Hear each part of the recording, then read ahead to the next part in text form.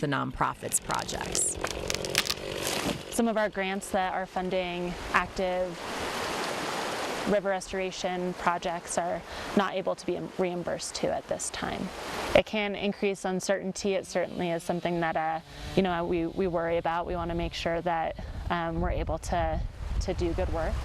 Without their work, Kiara worries how fire in the mountains could affect water that goes out to more than 100,000 people. That sediment goes into our water resources, and it's really difficult to clean those water resources. Yeah, it does make me a little lightheaded sometimes. Fresh air, clean water, and healthy forests are all in a day's work. And that's music to Kiara's ears. I really hope that everyone at every level continues to see the importance of this work. Yeah, so we got to be very cautious this fall, with any kind of outdoor burning and camping, and we love to do. I love to get outside, Tim. So it's tough, but you just got to be extra cautious. We do want to end today with some good news here because the fall color does look great. I got a big photo dump from Beech Mountain today, and so I'm just going to share some of those pictures, just to give you an idea where the color is at Beech Mountain. Now, Beech Mountain is pretty high up, around 5,600 feet. They've got, I would say, moderate to high color. I wouldn't call it peak there yet, but this weekend might be it going into next week. I just love, they're getting a lot of vivid color up there at Beech Mountain right now, and it looks really good. And I would tell people, I had an email comment today, a question about when to go to the mountains, and I pretty much said, anytime, go now, go this weekend, go when you can. And I know, Tim, you love to hike and get out there. What are some of your best tips and some of the things you could give the listeners, like where to go and when to go? Because I think the weekends, everyone's off on the weekends, but it's not always the best time to go. Well, it's not the best. If you can swing it and go during the week, I think that's better. I'm off on Monday. I'm probably going to try and get up there on Monday personally. We'll see how that goes. Yeah. But if you're curious about fall color and you're an Instagram person or you're a social media person, sometimes what I like to do is click the favorite location that you want to get to, and then click that, and then sort by posts that have been taken and tagged there recently. You probably will find some that are today or 2 days ago or something. Yeah. That'll give you a real firsthand view of the current conditions, and that can be really helpful, I think.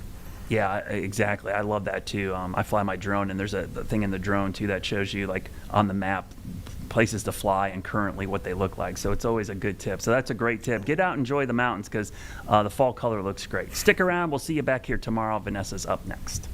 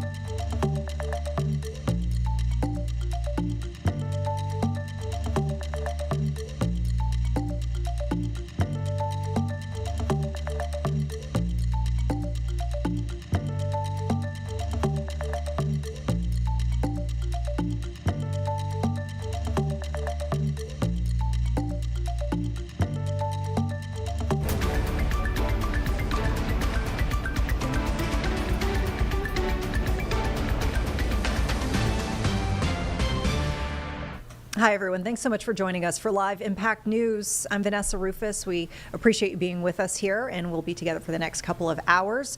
We have a lot of topics to get to tonight. First off, we wanted to start with a story that has a lot of folks talking, probably not just around the nation, but also around the world, as Dolly Parton has a whole lot of folks who love her, a lot of fans, and we're hearing that she has some sort of health challenge that she's facing at this point. We've got a statement that we just saw from her sister, Frida Parton. You can see that statement right now on your screen. This is on Facebook just a couple of hours ago posted. She wrote this last night. I was up all night praying for my sister Dolly.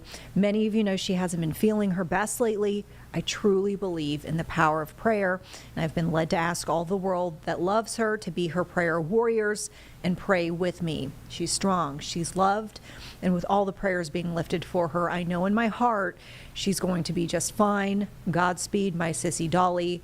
We all love you. So Dolly Parton's family seemingly concerned about her at this point. We do not know what is wrong. We know that recently, though, she did have to postpone some upcoming shows. She had some Las Vegas concerts that were planned. She posted about that. You could see this was on Instagram just about a week ago, talking about how she has some sort of medical procedures that doctors were recommending that she do, and she had to postpone those upcoming Las Vegas concerts. Once again, not really specifying the issue here, but we will certainly keep you posted here on Live Impact News and on WCNC Plus in general as we learn more about her, and hopefully she does get better. Hopefully she is on the mend, whatever it is she faces right now. So with that, let's go ahead and turn to the nation's capital, as there was a pretty contentious Senate hearing that involved the Attorney General Pam Bondi, and it got pretty heated, as we mentioned. This was the Senate Judiciary Committee, and a lot of questions that she faced about actions that the Justice Department has been taking in recent months, including last month's indictment of former FBI Director James Comey. And right now, actually taking a live look at the Capitol as, well, the federal government does remain shut down. This is day 7, by the way, but we'll get back to that in just a little bit, because we do have some impacts to share happening as we speak regarding that shutdown. It has to do with travel, as you might suspect. Let's get back to the Bondi hearing, though. We're going to take you now to the very latest from that today.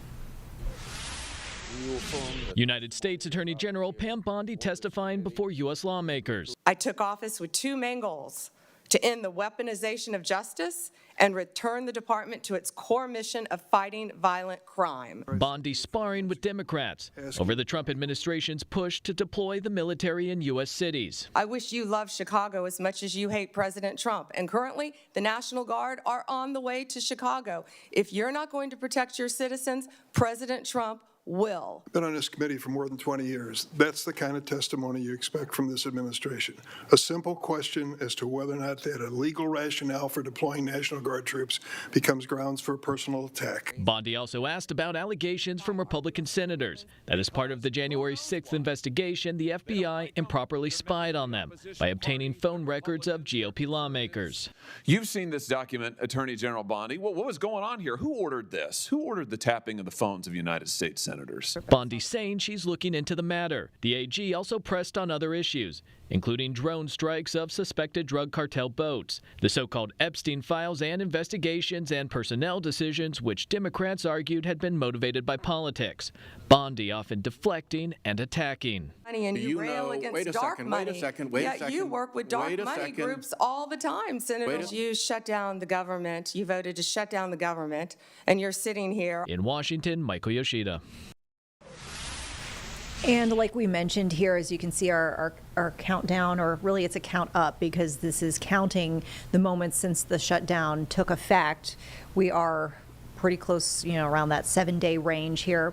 And we've got some impacts to talk about. So stay tuned later this hour. We'll be speaking specifically about the air traffic controller situation and how that is really starting to impact flights that we're seeing, as there are some shortages that are arising among staffing in order to kind of safely get planes around the nation. Speaking of plane safety, we got a big story that we were following in the 3 o'clock hour here on Live Impact. We've got an update to share with you.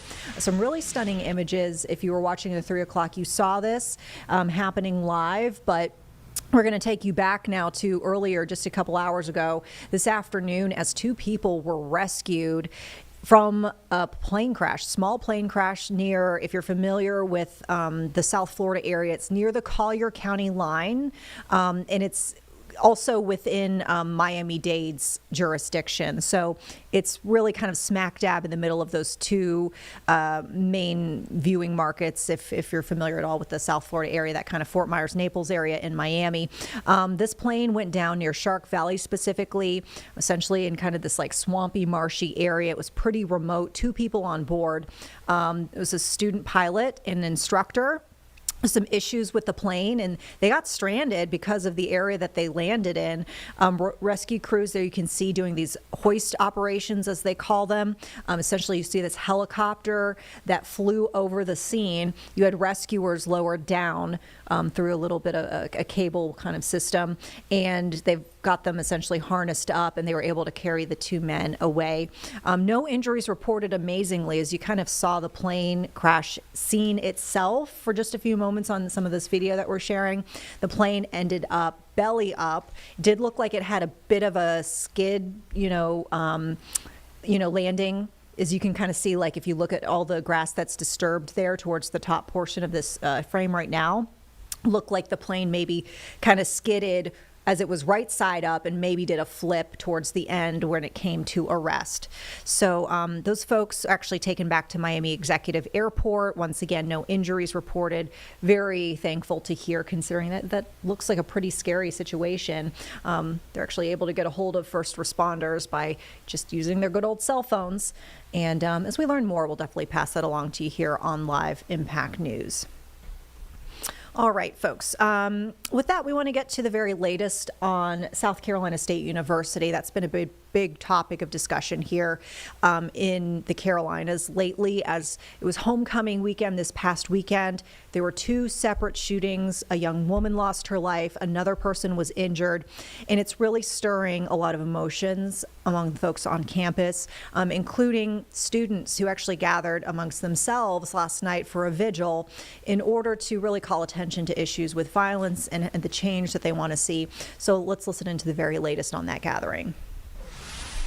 I know that people are doing the best they can, and just to take the necessary precautions to make sure we don't have any incidents that happen like this in the future. The vigil held Monday evening was a response to the violence that shook the campus over the weekend. But rather than letting tragedy define them, students gathered to show unity, hope, and a collective desire for change. Hayward Jean, a pastor in the Orangeburg area, prayed with the students and told them to share love throughout the community. The best time for light to shine is when it's dark.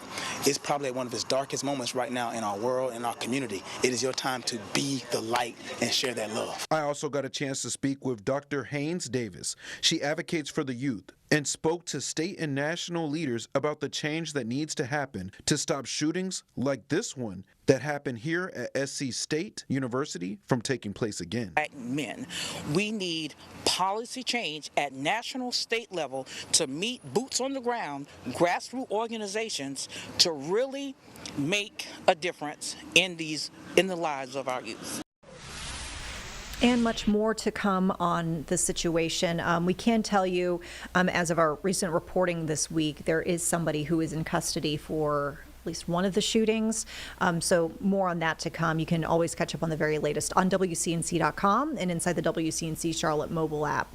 With that, we do want to head across the country because there's really staggering numbers coming out of this animal rescue, if you will. It's not talking about a group of animal, advocates. I'm talking about literally animals that were rescued from a home, and there were hundreds and hundreds of them. This was in Juneau County, Wisconsin, specifically Plymouth Township.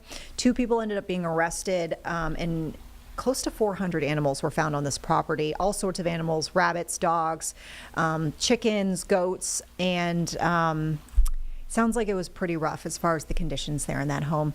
Let's listen into the very latest with that. They started arriving yesterday. Thankfully, Amazon delivers on Sundays now. Delivering hope. So much hope that it takes a while to bring it all in. Okay, don't don't fall over. Shelter from the Storm Operations Officer Peyton Pritzel explains this mountain of support is purely donations. That was kind of like before we even went out to the property, we shared our wish list. While it may look like a lot, it's crucial to care for the amount of animals rescued from a property in Juneau County over the weekend. Yeah, this is Panda. So she was one of the dogs that we took from the case, along with 15 other dogs from the property. But it doesn't stop there. 12 agencies have spent the last few days rescuing almost 400 animals. But yeah, this is a lot, I think, for this area. Allison Davies has experience with large rescues and says that it's important to remember to have compassion for both the animals and the previous owners. Because a lot of people, I think, feel like, oh, we should, punish those people. And that's not always the answer. Like, we need to focus on what needs us, which is the animals. Hoarding situations like this often happen due to mental health and somebody that started out with good intentions and really did care for their animals, and things quickly got out of control. Now people like Pritzel are working to get the animals the medical care that they need. Hi, little chickens. The rabbits, honestly, and the chickens surprised me more with how underweight they are. Some of them had a lot of feces caked on them, skin issues. Some of them are like missing half of their ear. Healing hundreds of animals in the only way they can, which is together. We are all here to, help these animals, help them get in a better situation, help them find the veterinary care they need, and ideally find that wonderful permanent home. And hopefully those animals do get into a nice home, all of them, and that is a tall task ahead of those rescuers, because that is a lot of animals. Hey folks, we've got some interesting developments to talk about back here in the Carolinas, so bear with us. We're going to take a quick break here. 2 minutes, we'll be back to talk about the very latest on a data center that we've been reporting on in the Charlotte area. Specifically, this is the one in Matthews, and I did want to clarify that because we had so many different data centers that we've been talking about that have been proposed across kind of the general Charlotte metro, including that Statesville one that we covered for you here live on Live Impact last night, where you actually saw city leaders moving forward with that proposal. This one we're talking about might see a different fate, but we'll be back in 2 to discuss. Thanks for sticking with us.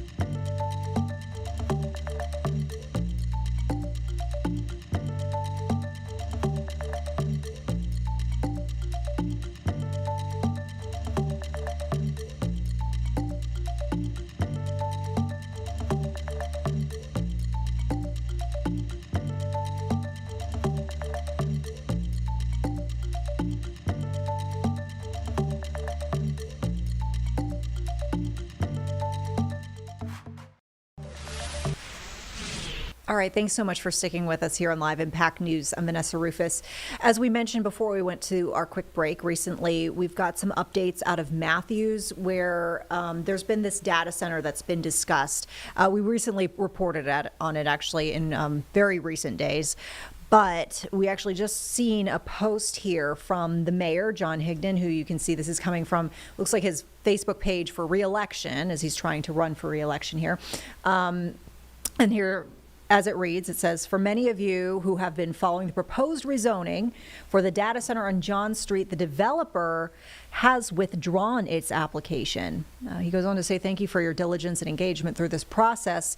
Your investment in our community is one of the many reasons Matthews is an incredible place to call home. So once again, seemingly this data center that was proposed for Matthews on John Street is not going to happen. On behalf of the developer's part, sounds like they have pulled their proposal. We talked about this. If you're curious about it, it would be 123 acres of a wooded stretch that would have been turned into this data center. It was near East John and I-45, and the project would have been called Project Accelerate. As you can imagine, with a lot of these data centers, as we've reported on in recent weeks in different municipalities, they can be quite controversial. Some residents are not on board with them just because of how it changes the landscape and kind of like the vibe of an area. And in some cases, like the one we talked about in Statesville that was just pushed forward by the city last night, it's farmland, so that would be quite a different change, going from farmland to this data center. Some folks are not on board with that. All right. With that, we want to turn to other discussions that are happening on the municipal level. We've got, looks like the county, Mecklenburg County, meeting right now, manager giving his report and county commissioners listening. So let's listen in as well. Our residents. So that's where I wanted to say, but certainly great work, great comments from the team. Appreciate it. Before we wrap up, Chair, just want to make sure the board is aware we will continue to keep this in front of you. Yeah. As we learn more about what's going on at the federal level, as well as the state level also. I totally agree in terms of the community impact. And because of this board's fiscal discipline in the past, that's why operationally, as a county, as Mecklenburg County organization, I'm not before you today saying we have to cut our budget, right? That we're going to have to go on a hiring freeze or anything of that nature today, based on what we know. But certainly with respect to the impact on the community, we understand that. And if there is a silver lining, I can't stress enough, and I want to publicly give credit to our partners. Again, the food pantries, the hospitals, all the nonprofits that attended our community collaboration a little over a month ago for this very reason, to try to minimize the potential impact from the BBB and also uncertainty from the state, because although we cannot supplement or offset that reduction as community partners, if any of those reductions in impact come to fruition, at least we can minimize that impact for the at least the near future. So I definitely didn't want to wrap up this item without acknowledging our partners, because pending what the strategies are moving forward, based on the potential impact of this, we cannot get out of this alone. So I just want to give them kudos and say thank you publicly, and also appreciate Lisette's leadership in Raleigh and making sure that we have the information that we need to make informed decisions. With that, that concludes my report. Thank you, Mr. Chair, and thank you again, Lisette and Dr. Washington. Thank you all. Appreciate it. Glad to see you back, Dr. Washington. Tough trip, huh? All right, moving on in the agenda, we're going to move to the consent agenda at this time.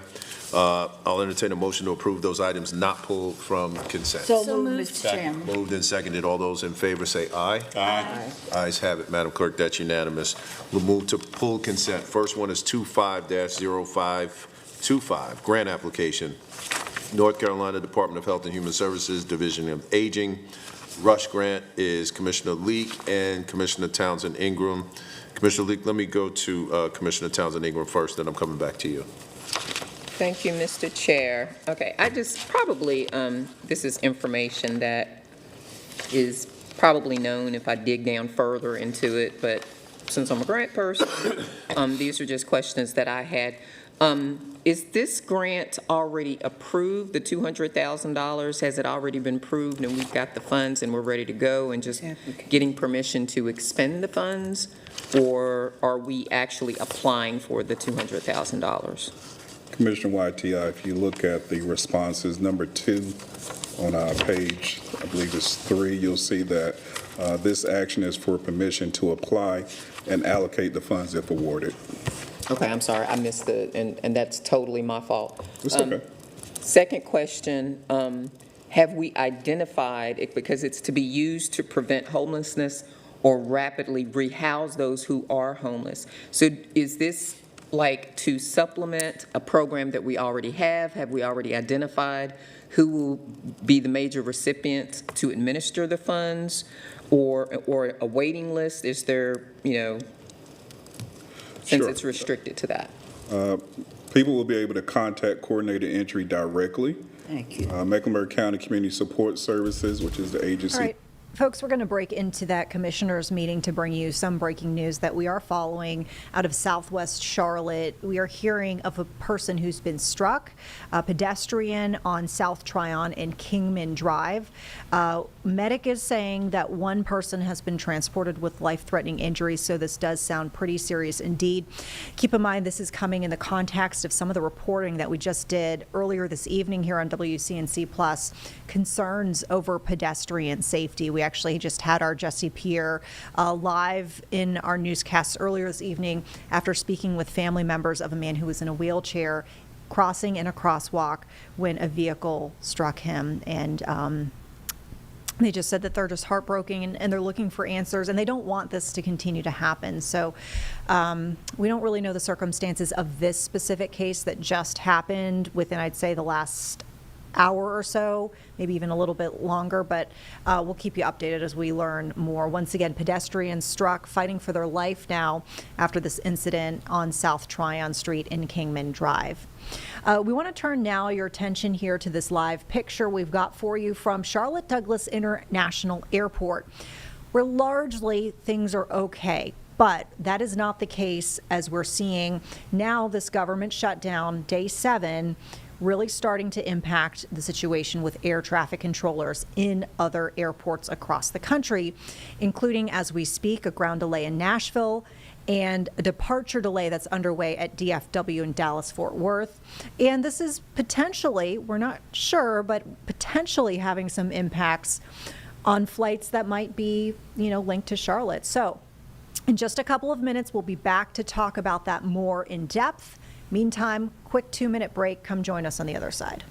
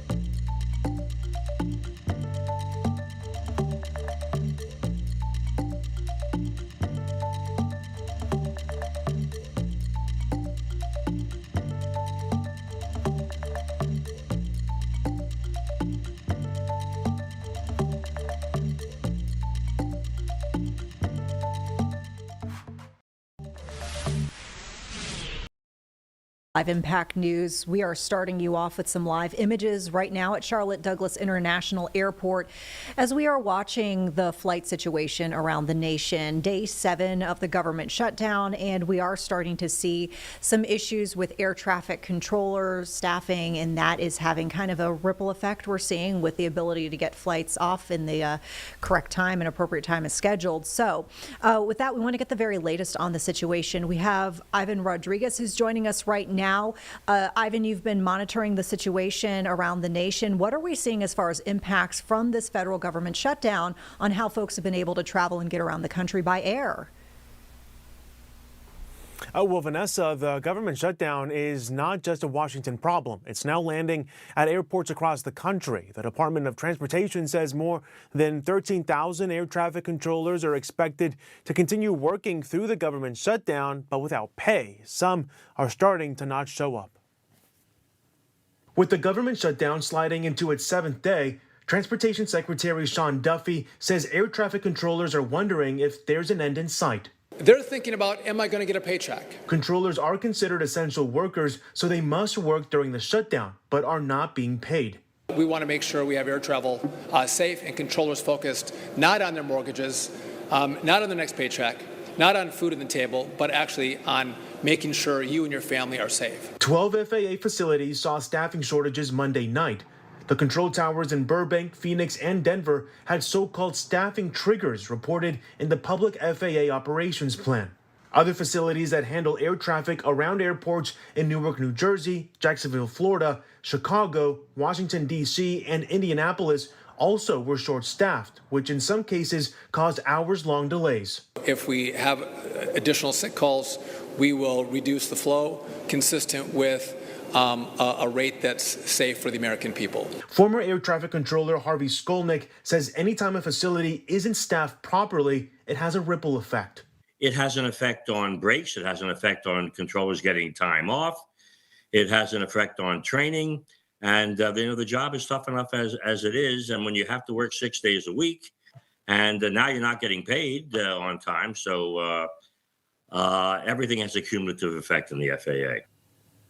The FAA is expecting short staffing at some facilities across the country today, according to its operations plan. Chicago O'Hare's air traffic control tower will be short staffed until midnight. Other facilities with short staffing include Nashville, Houston, Newark, Las Vegas, and flights in the Boston area. Vanessa? Yeah, Ivan, this is an interesting situation when you consider like some of these air traffic controllers who are working without pay. I mean, do you have any response from the National Air Traffic Controllers Association? How are they, reflecting and remarking on things right now? NATCA says the problems highlight a decades-long staffing shortage. The union's president says he wants to see the shutdown come to an end as soon as possible so the FAA and aviation safety professionals can focus on their vital work. He also says the union does not support any federal employees participating or endorsing activities that affect the national airspace. Now, there's another layer here to this, the fact that smaller airports are set to lose these government subsidies for the flights to smaller cities. What are you seeing as far as impacts from that?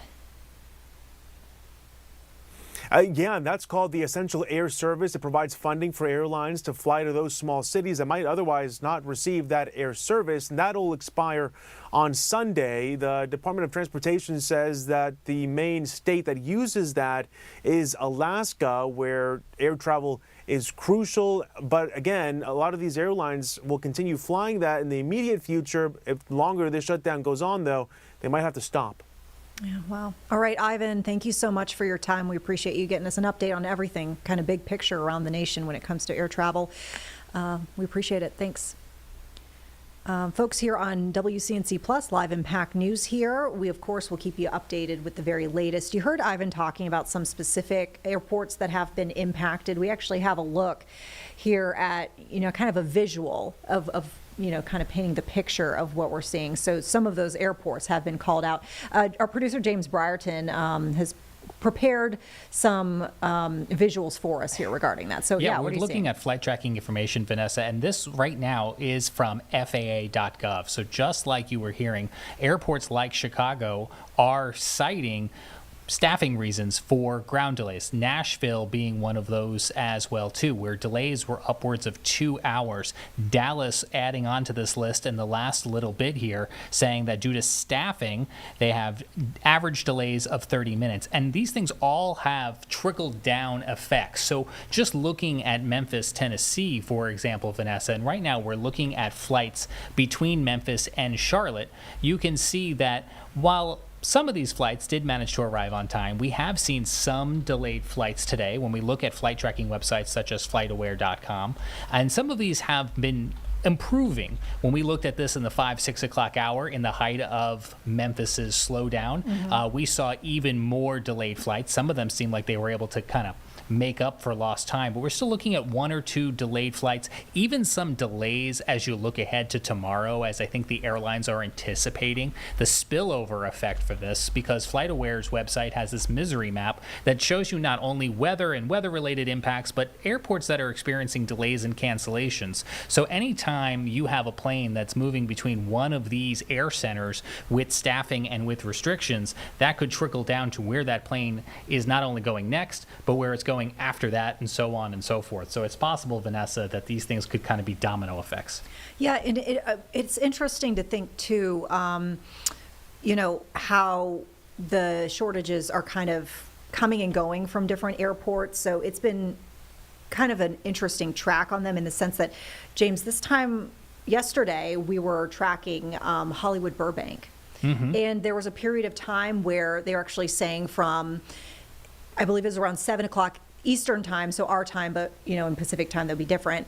But from 7 p.m. until I want to say it was either 1 or 2 in the morning Eastern time, they were going to have nobody in the air traffic control tower. So yeah, they call that ATS 0, which is just to say there's no air traffic control staff in that tower. And in those scenarios, there's a couple of different tactics that they can deploy. They can shut down the airspace or the airport. They can throttle it and kind of limit the operations to kind of slow things down. Or, and they did a little bit of this, they can use remote air traffic controllers from other regions. So maybe elsewhere in California, for example, here's a live look at Los Angeles International Airport. And that just creates more work on an already strained system. Well, and that's what they did, that third option that you mentioned, James, that's what they did in that case. We're told they actually used crews from San Diego to try to fill that gap. But to your point, they did have to throttle the flights. And so they were kind of uncertain how many they were going to get off the ground and have land according to what they had planned for that day. But they kind of try to manage as best as possible. Really, it's kind of what we're seeing around the nation for these specific airports. And I know we keep showing the live look at Charlotte Douglas. I mean, this is, you know, seemingly an airport that has been spared, at least for now, from this. We haven't seen, since the shutdown started, any reports of concerns at CLT, at least not directly. And I know you kind of pointed to that and alluded to that a second ago. And I was just trying to Google to see if the FAA had changed anything for Charlotte, and I don't see anything changes for Charlotte, but I do want to show this real fast. So this is another FAA website. This is different, Vanessa, than when I looked at it less than 2 hours ago. You see where it says terminal planned and en route planned? There's a lot of ground stop possible listed after those morning hours tomorrow that those were not there before, and they're listed under forecasted events. Now, we could go through each one of these and try to figure out why. Some of them might be weather related, but I'm sure staffing would also be a contributing factor. Yeah, and some of these are, from what I can tell, well, I mean, there's the Boston one where we know that there have been issues with the Boston staffing. is showing up live tonight as having 2 related problems. One of them is that they have closed their airport to any non-scheduled general aviation aircraft. So if you own a private plane and you don't normally operate out of Boston, the airport's not open to you, but that doesn't really affect most of us who are flying commercial. But they also do have a ground delay at Boston right now, about 55 minutes due to runway construction. So that is another thing, right? Whereas you have crews and stuff working on airports, these things could trickle down. But I also did notice that on this list is Newark, and we know Newark is one of those airports that has been in the news for months now. Yeah. Now, the other interesting layer here is, when we've been speaking of the shutdown in general, within the historical context of, recent years, we've of course mentioned the last government shutdown, which was in 2018, 2019, and that one lasting, I believe it was 30 plus days. One of the key reasons why then President Trump in his first term decided to end the shutdown was because of air traffic controllers calling out. It was the absenteeism. And I know travel is important for many reasons. There's the other element here where you also have, federal operations that shut down. So any sort of workers who might be traveling, federal workers who might be traveling for work-related purposes, that would cease. There could be a lot of money that is potentially lost to the aviation industry because of this shutdown in different ways now. Yeah, I was just taking a closer look at these FAA anticipation or possible ground delays, which is when they kind of go to that throttle option. And you can see staffing is a contributing factor in several of the airspaces, Philadelphia and Dallas among them. I think some of these other ones, and I'd have to peer into them more closely, but we also have to remember that there's kind of like this stacking that happens, right? You have like air traffic controllers in Charlotte, for example, and then they kind of hand you off to the region, and then they hand you off to other regions. So there's a lot of layers of air traffic controllers. It's not just at the airports. Yeah.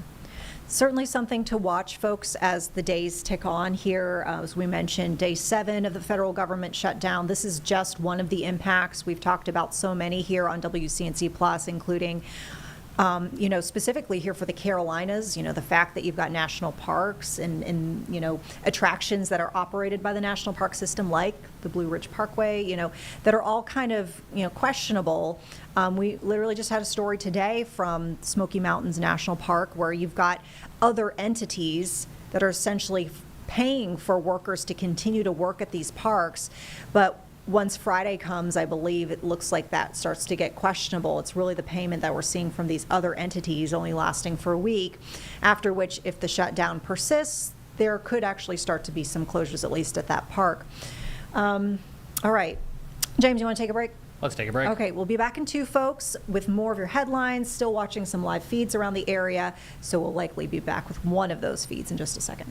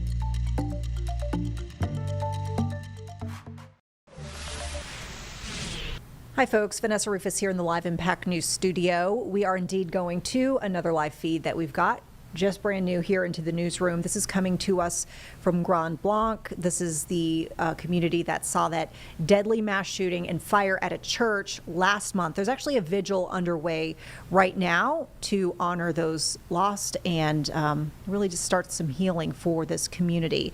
Let's listen in right now. Filled with laughter and joy on the play set or splashing in the water pad while enjoying the fresh breeze and the blooming flowers in the spring. Grand Blanc is stopping by Ziggy's to have the best local ice cream you've ever had while debating on which flavor to get, then being able to sit and enjoy while the line grows longer and longer in the summer sun. Grand Blanc is heading to, as we students like to call it, the Dawn, or the Don Bachelor Stadium for the Friday Night Lights, seeing the community fill every stadium seat to support our Bobcats, while the town is covered in autumn colors and Halloween decorations. At a glance, Grand Blanc is just a modest in-between town, but we are so much more than what meets the eye. The people in this town show what Grand Blanc really is. A tight-knit community that shows up for each other no matter what. The people who make up my home, our home, is what it means to be Grand Blanc strong. Today, you see a town stricken by grief and tragedy, continuing to recover and grow together. Imagine 2 families, 2 neighbors, living across the street from one another, finding comfort in one another by sitting together, talking, and watching their children ride their bikes as the sun sets, finding solace in one another's company despite the circumstances inflicted upon our community, because we are Grand Blanc strong. Teachers providing safe environments for students to express their feelings and fears despite navigating their own feelings and fears, so we students can reflect and move forward with a comforting and guiding hand, because we are Grand Blanc strong. A group of students rallying together to provide support to a victim still traumatized from the horrors they witnessed that day. A simple embrace to lift up their spirits. As small as a gesture, the impact was much greater than the students could understand, because we are Grand Blanc strong. Our compassion, love for one another, and connection beyond our differences have kept us united. Unity is standing together despite all of our differences.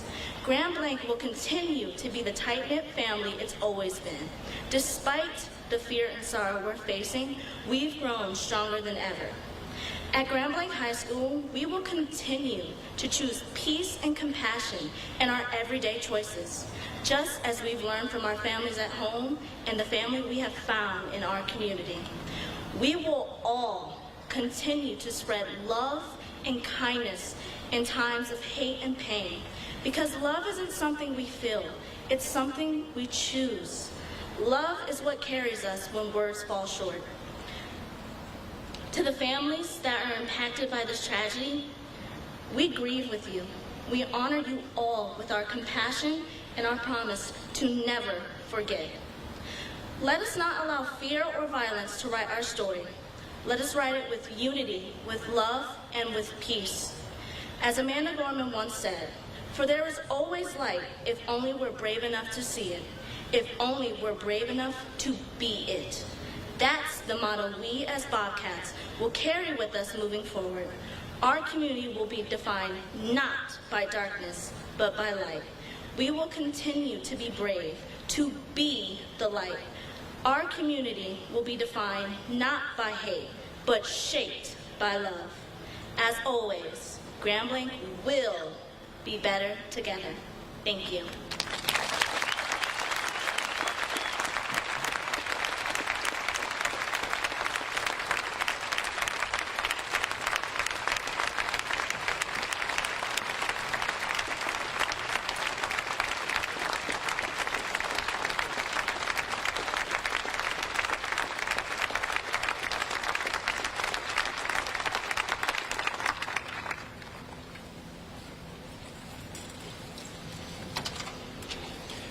I don't think she rigged that student council election. I think she...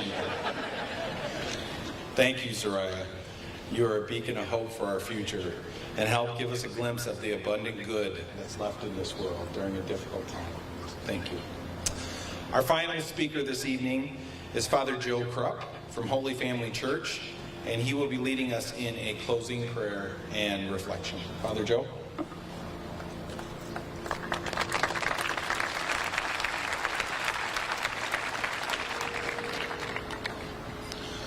Let us pray.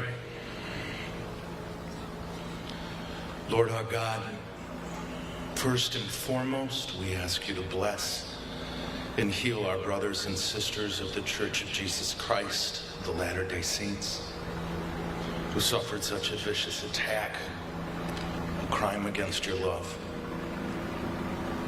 Heal their broken hearts, strengthen their spirits, and let them know of our love and support.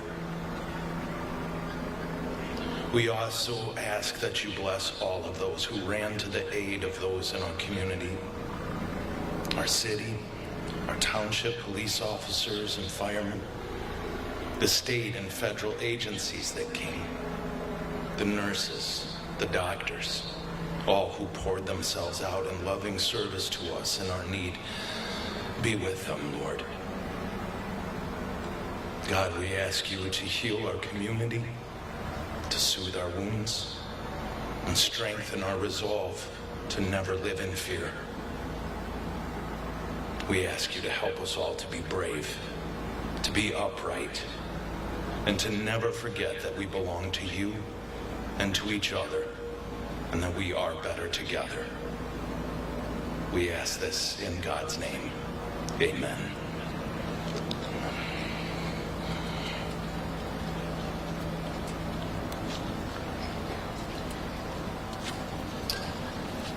Again, we want to thank you all for attending this evening, especially again to our families of our first responders themselves, our city council, our township board, our local legislators.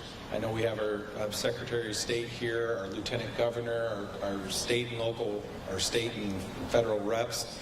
We thank you for being so supportive of our district during this difficult time. We will continue to pray in our community and God's strength for unity in our community and for God's strength and grace for the church. Our community will recover through these efforts and lifting each other up in whatever way is needed. We're Grand Blanc, and we will continue to be better together.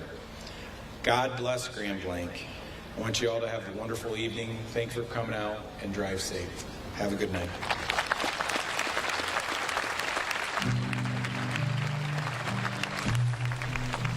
Right, there you have it, folks. You saw just part of that vigil that's happening in Grand Blanc, Michigan. Community trying to comfort itself in light of that mass shooting at a church and a fire that was set. 4 people killed, 10 others injured. And you saw that happening in a church. This was the high school that is in that community where folks gathered to kind of speak their mind and start some healing. We're going to take a quick break, folks. We'll be back in 2 minutes with more of your headlines on the other side. Thanks for sticking with us.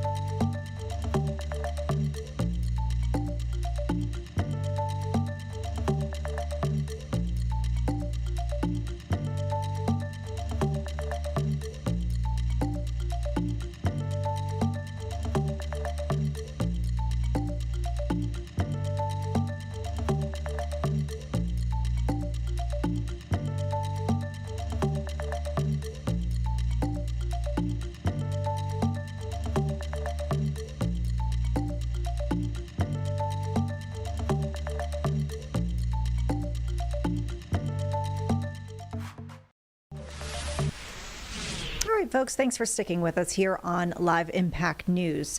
We've got a check of your forecast right now. I know right now it feels, I don't want to say muggy, but more humid than I'd love it for it to be in October. So let's see if there's any end in sight to the warmth and humidity. Here's Chief Meteorologist Brad Panovich. Check that forecast. Brad, I know we can use some rain. Desperately need some rain. It's been so dry since really the middle of August. You know, we've seen little rainfall here and there, but not enough to help us out. We're getting to that time of year where the vegetation starts to go dormant. We get that leaf drop.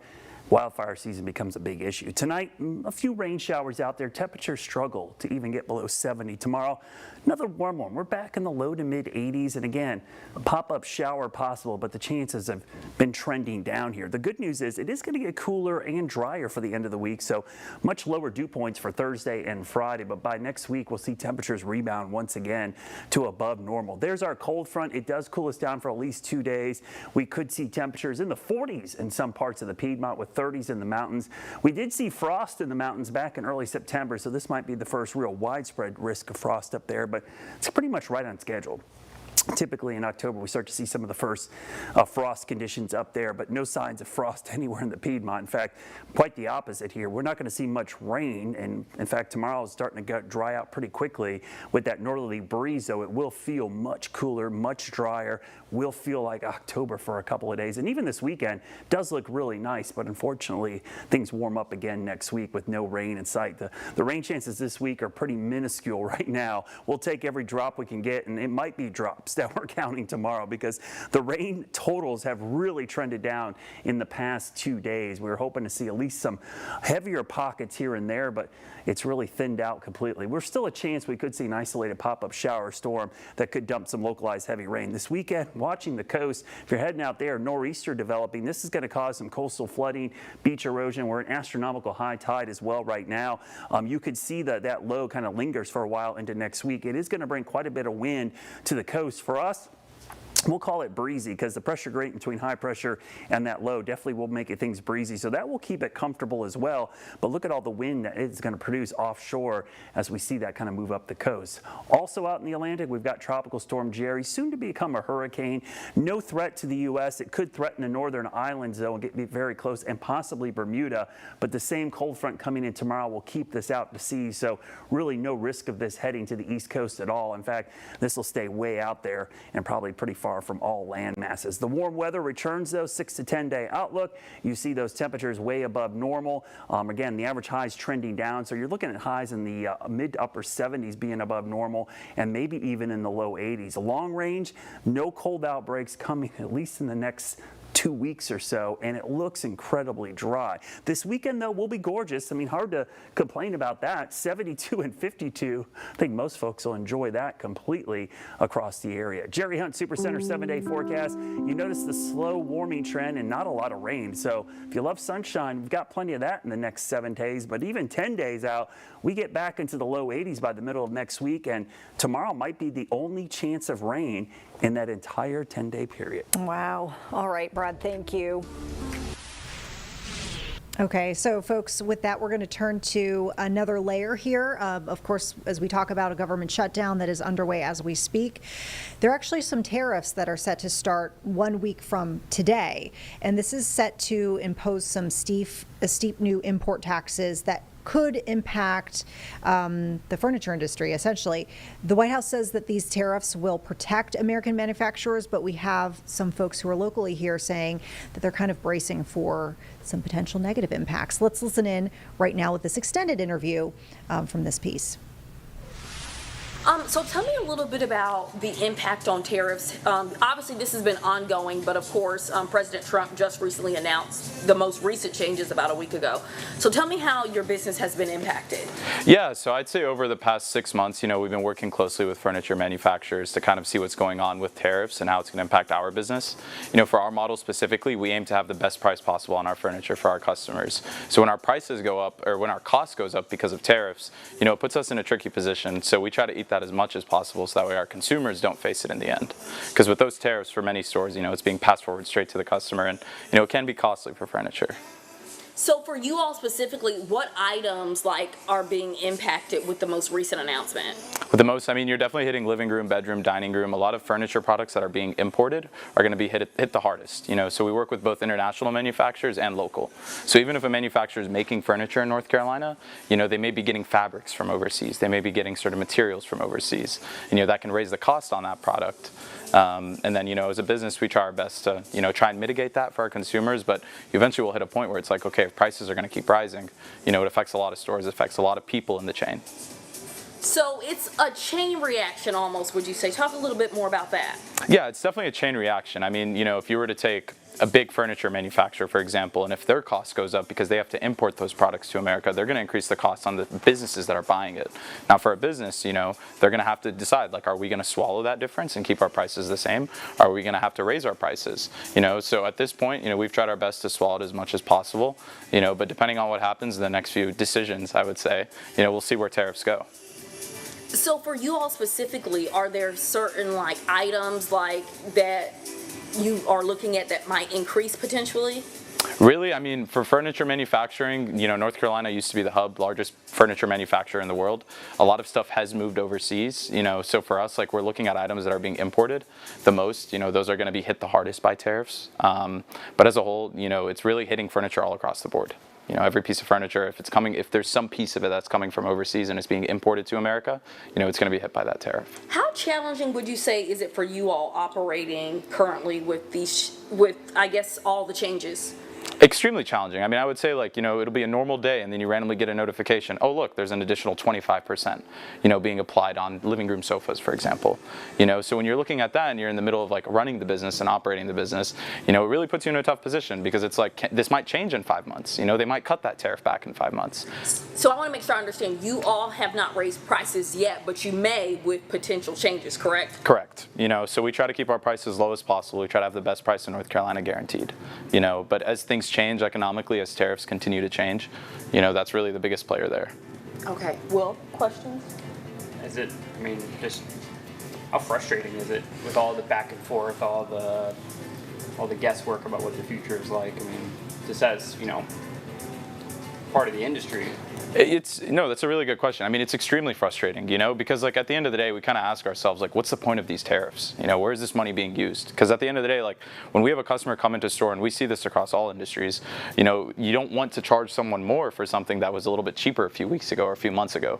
So we ask ourselves, what is the point of this in the first place? Where's this new revenue going from a government standpoint? And then also from just being a business owner, it's you're constantly keeping up with the news. You're trying to see what's going on. There's little information available to us. So it's kind of like a guessing game. We kind of have to predict, is this really going to increase in a few months? Is this not? So that uncertainty, it's concerning, because, we're here 7 days a week. We're running the business as best as we can. And, we want to be as transparent with our customers as we can. But, if something is being made at the government level, we're not necessarily in control of that. But from a consumer standpoint, they may not look at it from that perspective. Okay, I came to this store to buy furniture from you. They don't know that, okay, the government decided that, we're going to have this additional 15-20% tariff. Would you say, do you see any benefits from the tariffs? Just trying to play devil's advocate. I'm just curious. Do you? I mean, I haven't seen them yet, to be honest with you. I look at, when I go to the grocery store, when I go to Walmart or Target, I look at the price of goods and it's okay, so we're charging, because the business is the one who's paying, if a business is buying t-shirts for $2, then all of a sudden their t-shirts are $4, The consumer is the one who's paying it at the end of the day. So until we start to see some of that tariff revenue come back to the consumer or come back to American citizens, we haven't really seen too much of an impact on our end. All I know is that every time I go to the grocery store, I go somewhere, prices are more expensive. You go out to a nice dinner, prices are more expensive. You go to buy clothing, prices are more expensive. Especially as an import dominant country, a lot of our stuff comes from overseas. So it's until we get to see, those actual returns on this new revenue, to be honest, from my perspective, I haven't seen anything other than increased prices. So there you have it. You can catch up with the very latest on this piece by going to WCNC.com and looking for the most recent article from our reporter, Autumn Bracey. With that, we wanted to kind of set the table for what we're going to see in the next couple of minutes. If you're watching in the 3 o'clock hour here of Live Impact News, we brought you some live coverage from Portland, Oregon, where we had the visit we saw from the Homeland Security Secretary, Kristi Noem, and this was a visit to an ICE enforcement building. This was also kind of an unannounced visit, and this was related to the Trump administration's push to try to send out-of-state National Guard troops to Portland. Our content partners have been covering this story at length throughout the day, and had been talking about these ongoing protests that have been happening in recent months over ICE operations, and they are going to continue this coverage here of the Secretary visit there, and we're going to join their coverage because it looks like they've just started speaking on it with their 5 o'clock newscast. Keep in mind, it's West Coast. Let's listen in. Enforce federal law. We have live team coverage as Secretary Kristi Noem meets with local law enforcement, talks with the governor, and climbs up on the roof of the ICE building for a bird's eye view. Thank you for joining us. I'm Christine Pitawanich. And I'm David Molko. Let's bring you up to speed on the breaking news and a whirlwind of the day, starting with Secretary Noem landing at a private terminal at PDX around 11:30 this morning.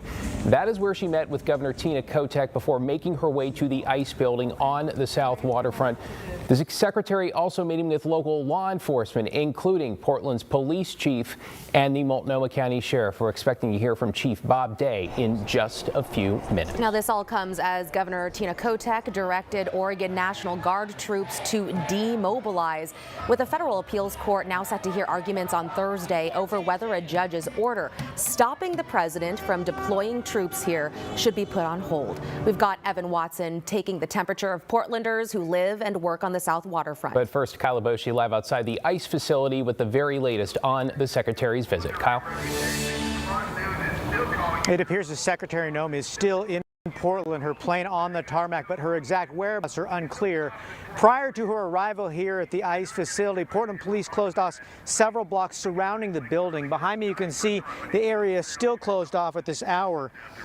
Unlike most high-profile visits from government officials or dignitaries, this visit did not come with advance warning, and local media was not given access.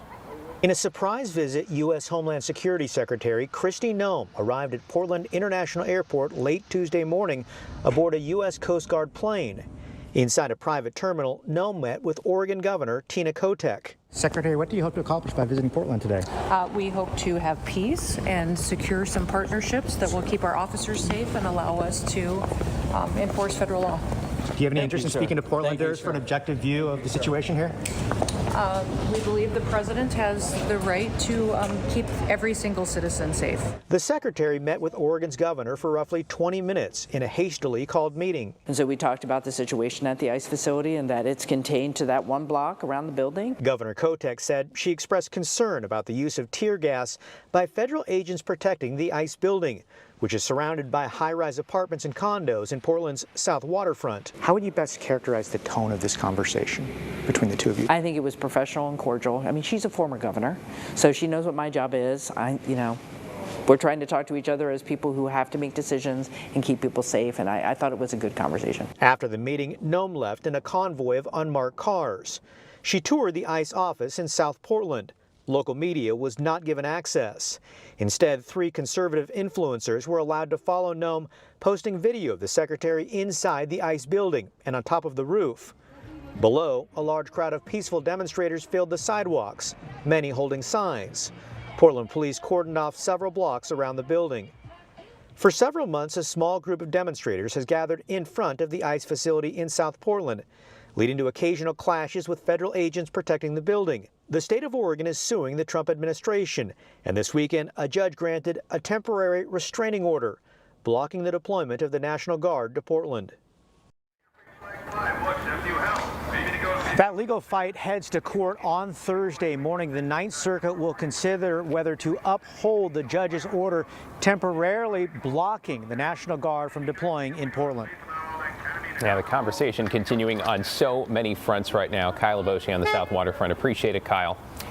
Meanwhile, Governor Kotek is calling for the Oregon National Guard troops that have been called up to now be demobilized. She made that request to the Pentagon, specifically Northern Command, in light of the temporary restraining order that's blocking troops from being deployed to Portland. She wrote, "Our citizen soldiers deserve better than to be uprooted from their families and careers only to be mobilized for an illegal mission, positioning our soldiers in opposition to the U.S. Constitution's First, Fourth, and 10th Amendments, of which they have taken taken an oath to uphold. Right now, it's not really clear whether Kotek has the authority to make this demand since the troops have been federalized. Got that appeals hearing on Thursday. All right, our breaking news continues with Evan Watson now. Evan, context, as always, is key here. You're a couple blocks away from the ICE building. You talked with Portlanders who live and work in the area. We've been hearing them for the past few months now to get a sense of how they see things. What'd they tell you?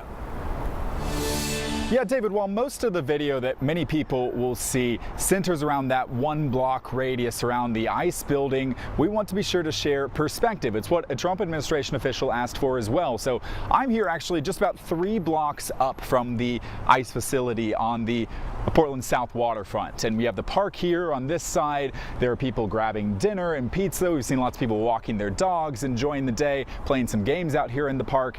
And here's what people who work and live in this area said they really want people to know.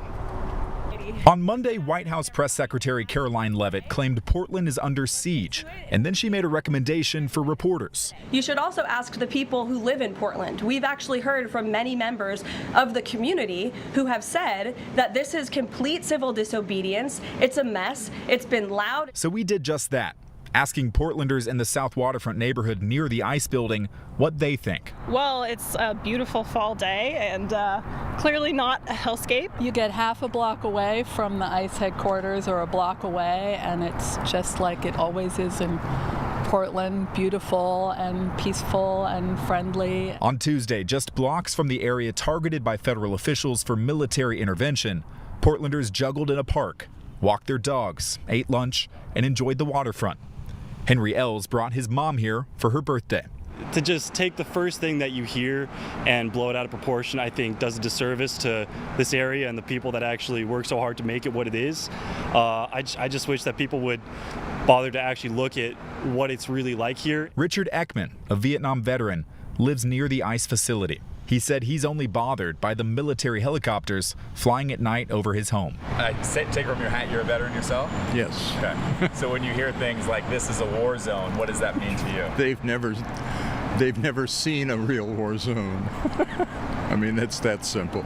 Every person we talked to on Tuesday laughed at the idea that Portland, and more specifically this area near their homes and workplaces, needs federal troops. It's a great neighborhood to live in. I don't know how else to describe it.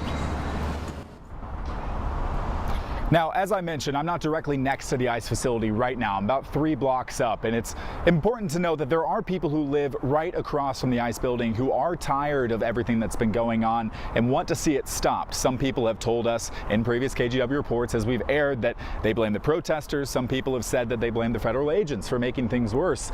But for the context here, this is what we've seen and heard from a lot of people today, just a block or 2 away, saying this is really what's happening at the South Waterfront, and they don't feel this is getting enough coverage and enough recognition, especially on the federal level. Back to you. Evan Watson providing a healthy dose of perspective this evening. Thanks, Evan. All right, let's talk about something else. Neighbors on the South Waterfront have pointed out the noise from helicopters circling that area. Blair Best is here now. Blair, give us a better sense of who they belong to and also what they're doing. So many people are wondering those same questions, and what we do know is late last month, the FBI arrested 4 people for shining a laser on one of the helicopters circling the South Portland area.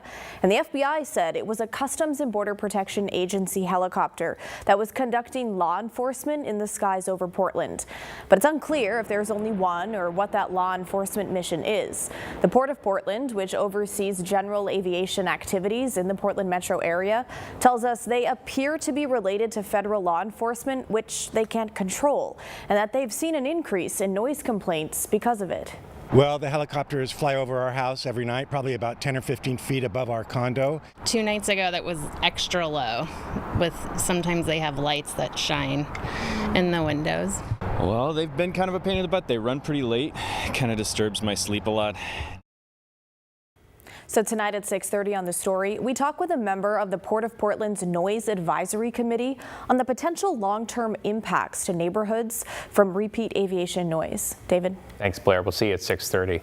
Stay with KGW, by the way, for continuing coverage of Secretary Noem's visit to the Rose City, including Portland Police Chief Bob Day set to hold a news conference in just a few minutes. We'll bring that to you live. And remember, you can always find updates at KGW.com on our mobile app and our free TV app. That is KGW Plus. Still ahead, a new women's homeless shelter is opening in Northwest Portland. We are taking a look inside All right, and folks, hearing we're from taking people in the back neighborhood control about over our feed right now here in Live Impact News in Charlotte, North Carolina. I'm Vanessa Rufus.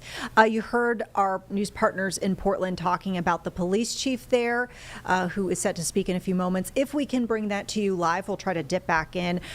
We also should mention we are seeing a few more developments with the airport delays that are resulting from this government shutdown and a shortage with air traffic controllers. So we're going to take a quick break, back in 2 minutes with more on both of those topics and any new live breaking feeds that we're getting into the Live Impact News studio.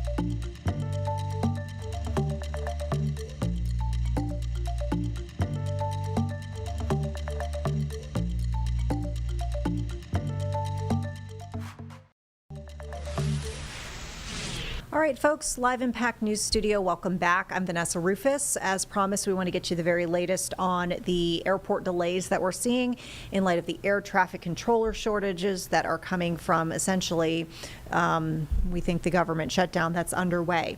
We've got a live look at this map where we've got a look at some of the trouble spots that we've been tracking throughout the evening. Various airports that are seeing ground stops or ground delays because of low staffing of folks essentially in these air traffic control towers. Live look right now in LA.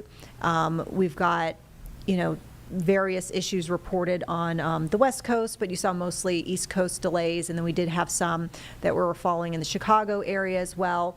Our James Brierton, our producer here on Live Impact, has been helping me keep an eye on things. So James, we noticed that within the last, I'd say maybe 30 minutes or so, there have been some updates with some of these airports. What are you seeing? Yes, so since we last talked to you about this just about 30 minutes ago here on Live Impact News, I would say it's kind of amped up a little bit in terms of what we're seeing from the FAA status. So we're continuing to see problems in Dallas.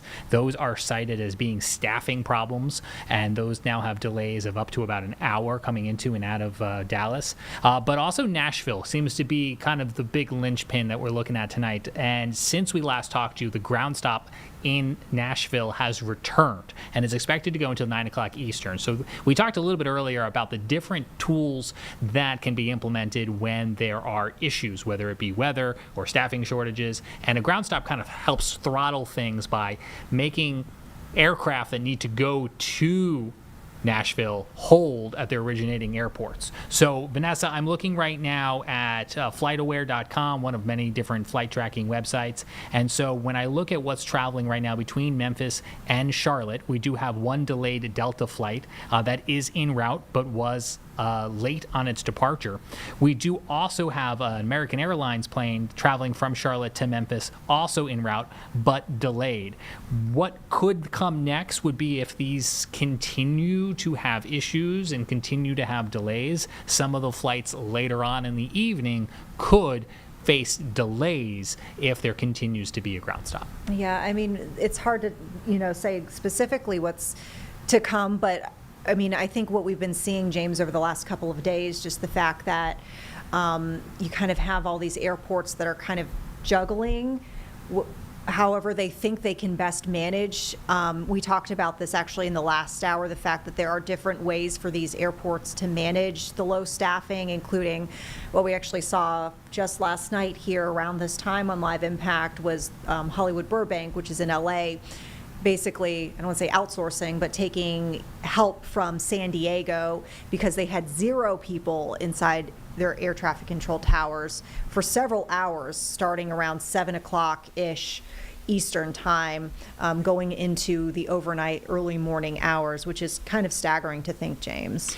Yeah, the other thing that feels a little unique to this situation as I'm looking at flights that are scheduled not only for tonight but also for tomorrow morning is I'm starting to see delays on scheduled flights for tomorrow. Now, there could be a myriad of reasons, and not all of these have reasons listed. Maybe the airline knows they're a little short on planes or there's going to be a tight connection, but it's just always a little unusual, and I'm putting myself in the head of the passenger. If I had, for instance, a ticket on the American Airlines flight 1354 from Charlotte to Memphis, which is scheduled to depart here in Charlotte at 10:20 a.m. tomorrow, and I already know it's delayed, do I go to the airport at the regular time or do I go later? I assume I should be there in case it makes up for its delay.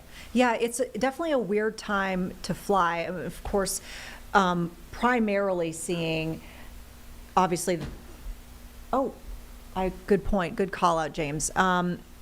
We've got, and we promised this, so we want to make sure we don't miss it.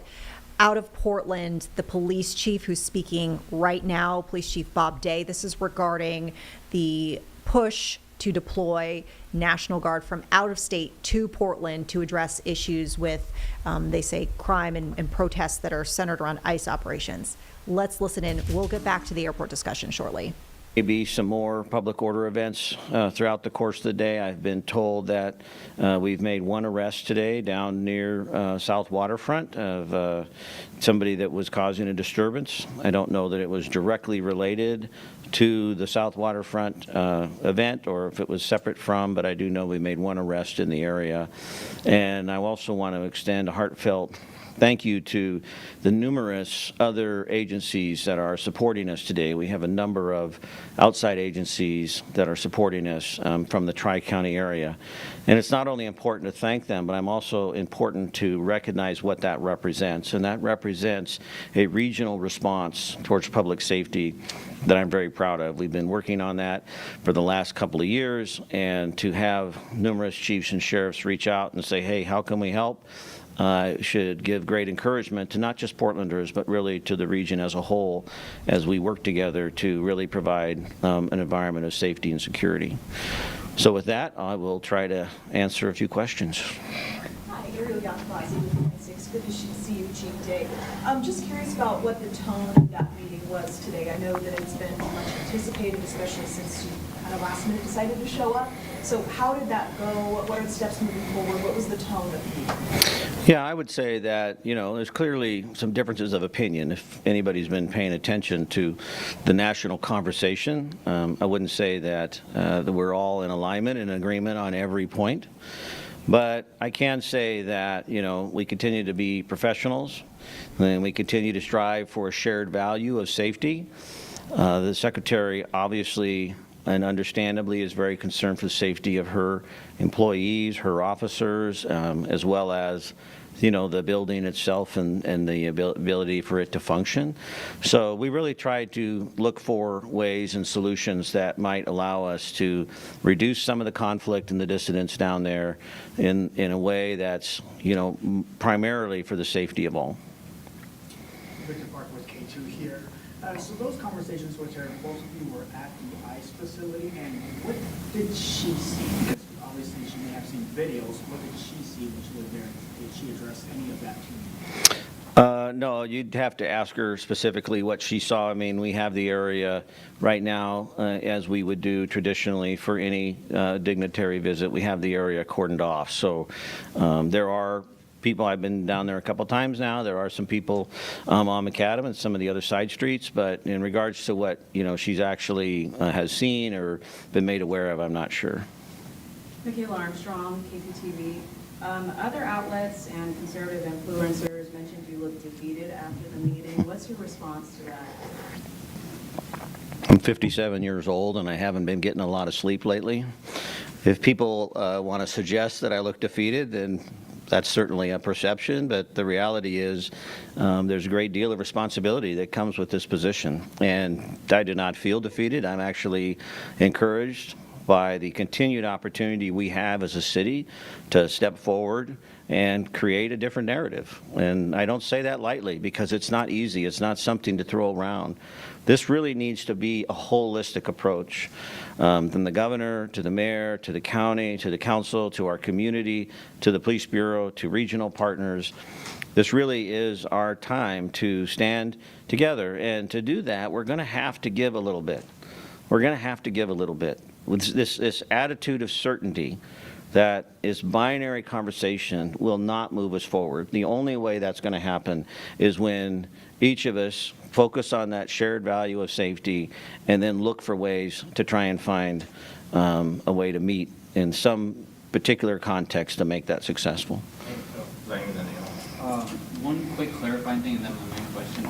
Mike had said that obviously you had an initial meeting with the secretary, with OSP superintendent and the Multnomah County Sheriff, but you had or are having a meeting with Mayor Wilson and the secretary? Mayor Wilson and I just left the secretary like 15 minutes ago.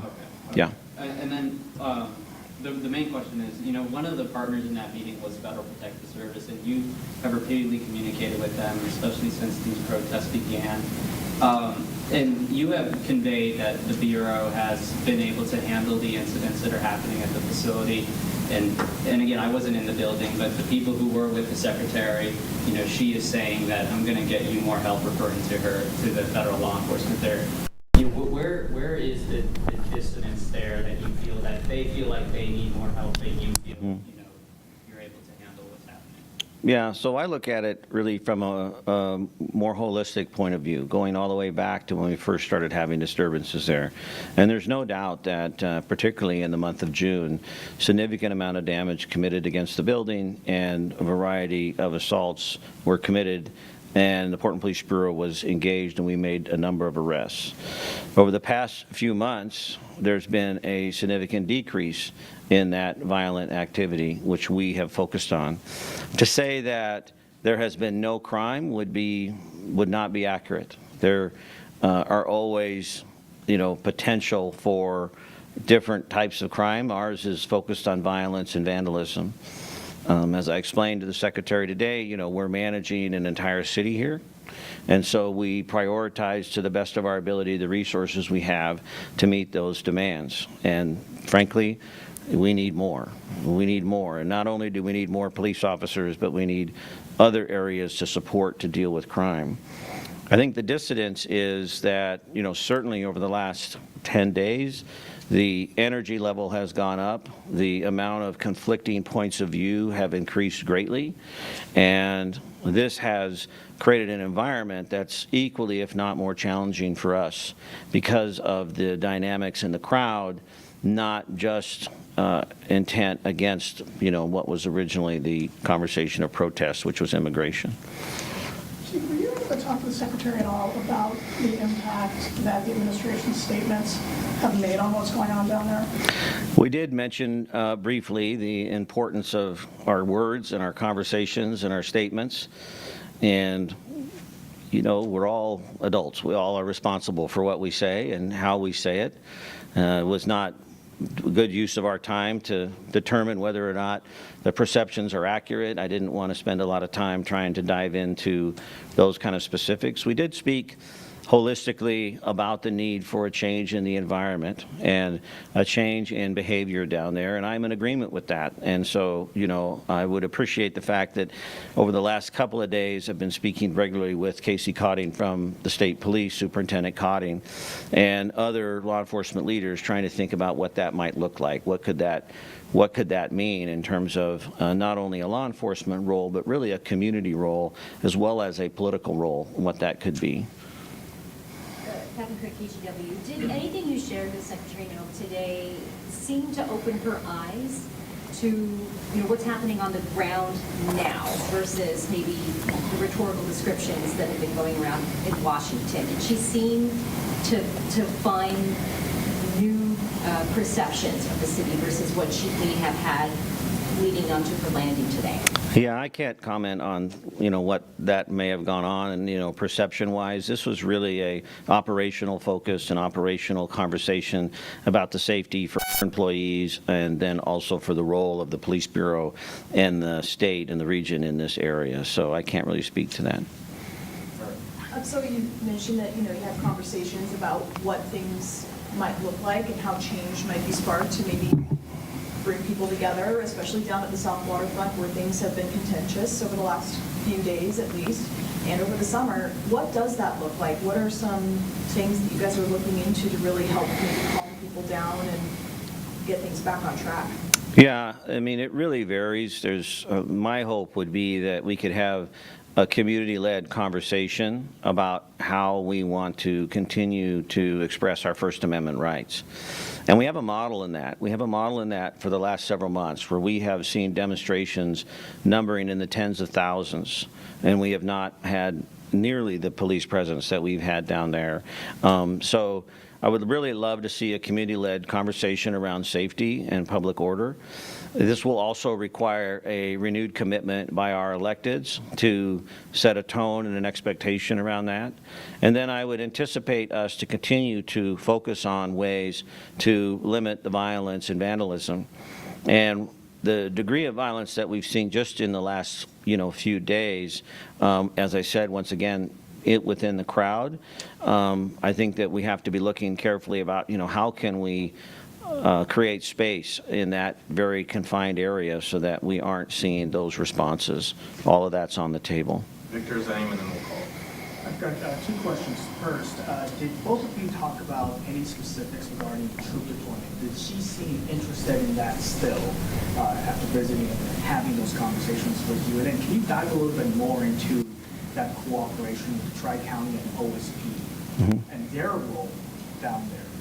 Yeah, I did not discuss troop deployments. That, you know, is part of an ongoing litigation matter, so that's not something that was discussed. We talked about, when I talk about a tri-county or a regional approach, there's a variety of ways that could look. State Police historically has always been a great partner. They were obviously involved in 2020 and helping us navigate some of that. And of course, our relationship with Multnomah County agencies. So that's really a starting point. But what we're experiencing even today, and all right, you've been listening to Portland Police Chief Bob Day here talking about his meeting with Homeland Security Secretary Kristi Noem, talking about the tone of the meeting, professionals looking for solutions on how to reduce conflict. All right, folks, so that was some coverage from our news partners in Portland, but primarily hearing there from the police chief in Portland, Bob Day, as Homeland Security Secretary Kristi Noem made an unannounced visit, surprise visit, but seemingly he got to meet with her and kind of hash over some of their points and that they're trying to drive home about the state of Portland. This all kind of coming on the backdrop of the Trump administration attempting to deploy National Guard from out of state to Portland, and this is coming amid lots of protests in the city over ICE operations and really kind of focusing around this one facility in a certain neighborhood of Portland. All right, folks, I think we're in a good spot to take a quick break here. We'll be back in 2 minutes. Got a few feeds that we're watching here. And of course, we always do keep an eye on the very latest with those airport concerns in the midst of this ongoing government shutdown and shortages that we're starting to see in staffing with air traffic controllers nationwide. We'll be right back.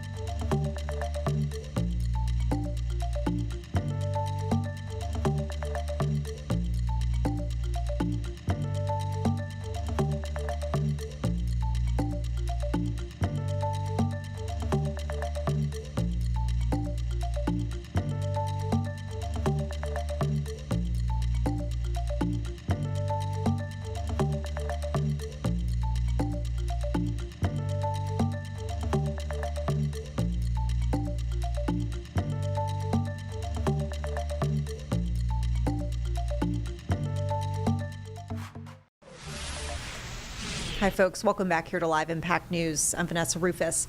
We're going to bring you back to the Carolinas. We had for you a bit in the last hour a peek into the Mecklenburg County Commissioners meeting as it was happening live. I want to take you back just moments ago as commissioners were recently discussing here in this meeting the impacts of the ongoing government shutdown. So we want to kind of take you around to that point in the meeting and listen in so we can learn together. Stormwater Advisory Council? As long as he doesn't get appointed, yes. Right. Thank you. That's all. Okay. Any other questions? Hearing none, all those in favor say aye. Aye. Opposed? Ayes have it. That's unanimous, Madam Clerk. Next, we'll move to Adult Care Home Community Advisory Committee. Reappointment is needed on the Adult Care Home Community Advisory Committee for 2 3-year terms expiring September 30th, 2028. Kendra King and Lesteri Player are eligible for reappointment. Second. Moved and seconded. Any unreadiness? Hearing none, all those in favor say aye. Aye. Ayes have it, Madam Clerk. That's unanimous. Next item on the agenda, we are going to move to Manager's Report. Mr. Manager. Thank you, Mr. Chair. I have one item under my Manager's Report. I ask that the Chair recognize Lisette Nimmons, our Intergovernmental Affairs Manager. She's going to provide you an update on state and federal legislation. Thank you. And Ms. Nimmons is recognized. Welcome. Thank you. Good evening, Chair Durrell, Board of Commissioners, County Manager Bryant, and county staff. Today's agenda includes an overview or update on federal legislation, as well as a state legislative update with a discussion of priority legislation, as well as key provisions. So I'll begin with an overview of what's happening with the government shutdown, as well as a discussion of spending and staffing impact. So Congress failed to pass a continuing resolution, also known as a CR, by September 30th, resulting in a government shutdown. The last CR vote in the Senate before the shutdown was 55 to 45. The main disagreement centers around extension of the Affordable Care Act, enhanced premium tax credit. As of now, the House remains in recess, and the Senate continues to vote and negotiate. Over the weekend, we did not see votes due to the lack of progress with the negotiations. However, on yesterday, the Senate voted, but once again, they rejected Democratic and the Republican proposals to fund the government, so the shutdown continues as of now. Regarding spending, benefits will continue for mandatory programs, but we will likely see delays in processing as many individuals will be focused on renewals as opposed to new applications. And this includes programs such as Medicare, Medicaid, Social Security, Supplemental Nutrition Assistance Program, also known as SNAP, as well as Veteran Affairs Administration. In terms of spending for discretionary programs, the continuation will depend on the type of appropriation. Examples of these programs include Community Development Block Grants, Head Start, the Low-Income Home Energy Assistance Program, and Supplemental Nutrition Program for Women and Infants and Children, also known as WIC. So to dive a little deeper into the discussion on WIC, as of now, the program has not been funded for 2026 due to the shutdown. So current funding that's available is what was drawn down prior to September 30th. We did receive communication from the North Carolina Department of Health and Human Services, and as of now, the WIC program has funding to maintain operations through October 15. So this was 2 weeks from the date of October 1st, the day of the shutdown. We were also notified earlier today that the state has received some additional funding from the U.S. Department of Agriculture, and we are expecting that funding may extend beyond the original 2-week projection, but we cannot provide an update on that timeline as of now. The average WIC participation in Mecklenburg County for federal fiscal year 2025, based on our numbers from Q3, was $26,134 per month. So this is the number of individuals that could potentially be impacted, but the county cannot provide funding in the event that residents experience a disruption in these benefits. In terms of staffing, those in non-essential federal roles are indefinitely furloughed without pay. However, individuals that are in essential roles that are necessary to maintain life, safety, and national security will continue to work without pay. So this includes national defense, air traffic control, emergency response, the United States Postal Service, and the Transportation Security Administration. We do expect these services to operate under a limited capacity due to many choosing not to work, resulting in greater stress and delays in service. I did speak with our county staff, and during the previous 4 shutdowns, our employees were not impacted by furloughs. And again, after our conversations, we've concluded that we will not anticipate an impact during this shutdown. Moving on to our state legislative update. Our priority pieces of legislation include House Bill 307, Arenas Law, House Bill 562, the Healthcare Investment Act, and Senate Bill 403, additional Medicaid funds and requirements. So before I jump into an overview of each, I want to briefly provide an update on what happened during the previous session dates, which were September 22nd through September 24th. The amended adjournment resolution now provides that members may convene up to 4 days once a month through April 7, 2026. Previously, they were meeting 1 to 2 days once a month. The short session will continue as scheduled starting on April 21st, 2026. And the House and Senate will reconvene again. Their monthly schedule starts October 20th, so they may meet for 4 days during that week, but we will be engaged throughout the remainder of the long session and the short session. So moving on to our priority state legislation, I'll start with House Bill 307, which is Arenas Law. Leadership from the North Carolina General Assembly, including Speaker Destin Hall and President Pro Tempore Phil Berger, held a press conference on September 11th to address the murder of Irina Zarutska on the light rail. And during this press conference, they provided an overview of proposed legislation directly in response to that incident. On Sunday, September 21st, the Senate released an amended version of a House bill that had previously crossed or met the crossover deadline. And then on that Monday, September 22nd, the Senate passed the bill through committee, voted on the floor, and sent the bill to the House for concurrence. The House subsequently concurred, and Governor Stein signed this bill into law on October 3rd. Key provisions to this bill include amendments to various procedures regarding involuntary commitment, modifications to pretrial release guidelines for certain offenses, elimination of written promise to appear as a condition of pretrial release, and funding for 10 additional full-time assistant district attorneys, as well as 5 full-time legal assistants in Mecklenburg County.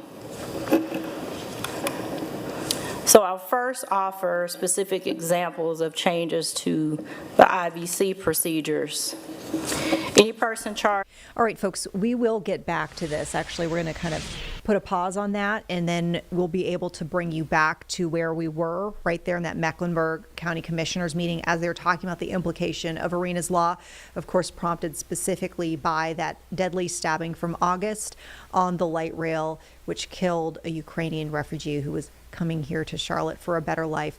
We wanted to take a moment to talk about one of our stories coming up here on WCNC Plus. During our 11 o'clock newscast, our Siobhan Riley has been speaking with folks in the community and also law enforcement following a concerning incident for Charlotte community. There were, I guess, folks who were involved with this online sale, like they were trying to meet up and they didn't know the person, and there was an armed robbery that happened, right? Yes, 2 suspects Wow. and 2 victims. They met up at an apartment complex. It was off of Millerton Avenue in Charlotte, and they were trying to sell items, and next thing you know, they were held at gunpoint.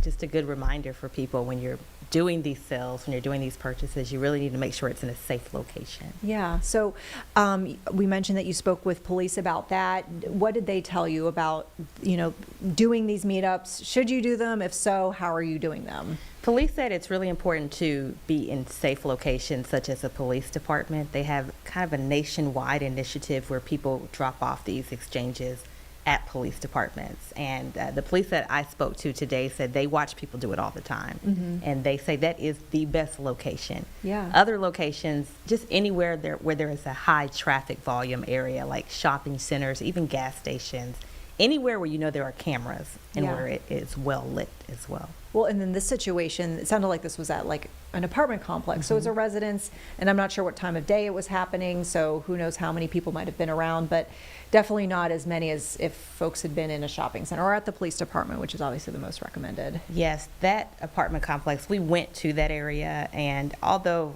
you can see people walking, but it's still, we saw areas where it did look like if something were to happen, it probably is not the best place to be trying to make an exchange. Mm-hmm.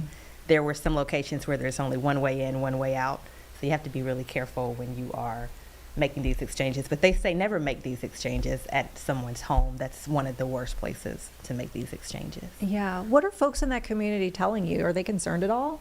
I spoke with a woman today, and she's just really scared because she lives in that community. And I talked to quite a few people. Someone else told me that they do see a lot of crime. I actually spoke with someone.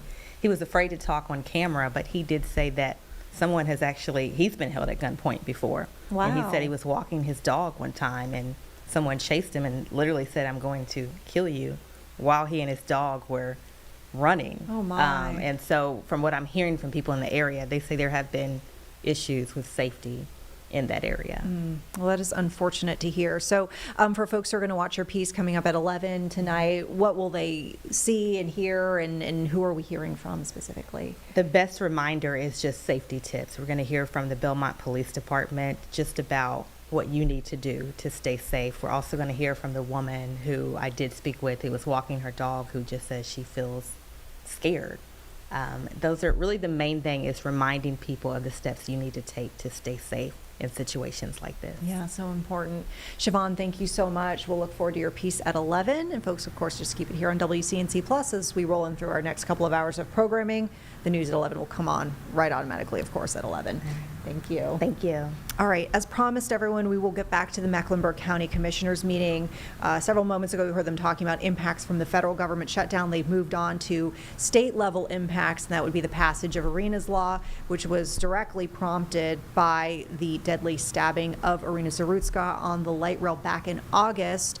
And this is a policy that is, in part, supposed to tackle some of the concerns on the judicial side that lawmakers believe led to this person who is accused of the stabbing even being out in the first place. So we'll listen back in. We'll generally pick up kind of where we left off with this meeting.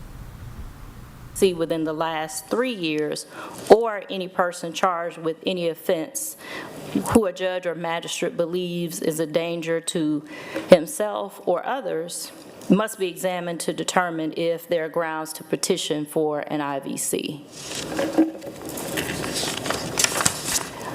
Moving on to the discussion of specific examples around pretrial release modifications.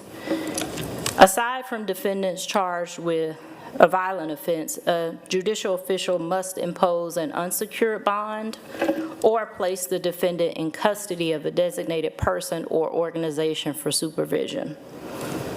Unless that release will not assure that they will appear, it will pose a danger or injury, will result in destruction of evidence, perjury, or intimidation of witnesses. If the judicial official determines that any of these are present, they must impose a secured bond or house arrest and electronic monitoring.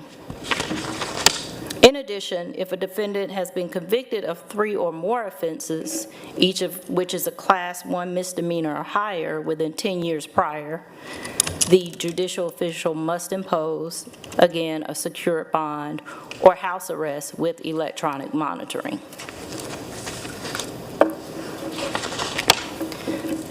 So the impact here, based on what I've read, is most jurisdictions have a limited number of electronic monitors, and also secured bonds serve as a surety that an individual may appear, but don't necessarily guarantee public safety. If the written promise to appear is eliminated and an individual cannot post bond, they will remain in custody. So from here, we will see greater reliance on referrals to pretrial release and also more unsecured bonds. There are also indicators that this will increase our population in our local jails. So consideration should be given to what will happen with jail populations when most are overcrowded and already understaffed. Currently, there are 1,510 inmates in the Mecklenburg County Jail, and it is at 95.5% functional capacity. So in determining functional capacity, we're also looking at the operational capacity, which is the number of beds, staff, and budgets. And so based on all those considerations, we are currently deemed at capacity due to the ratio of inmates to staff. Regarding additional funding for district attorneys and assistant positions, approximately $1.6 million in recurring funds and $37,520 in non-recurring funds in the 25-26 fiscal year will be appropriated from the general fund to hire the 10 full-time assistant district attorneys. In addition, $433,000 in recurring funds and $20,990 in non-recurring funds in 25-26 will be appropriated from the general fund for those 5 legal assistant positions. We did engage with Senator Overcash in this effort, and he ensured that this request was included in the bill. I, along with our Public Health Director, Dr. Raynard Washington, and our Criminal Justice Services Director, Sonia Harper, as well as county leadership, engaged with all of our members of the Mecklenburg delegation regarding House Bill 307. We offered suggestions for amendments, and while, as you heard, this process moved very swiftly, and there were not necessarily opportunities to present those amendments, we were fully engaged. I was also in Raleigh during the 2 voting days and had an opportunity to speak with members of our delegation and provide our input on the bill.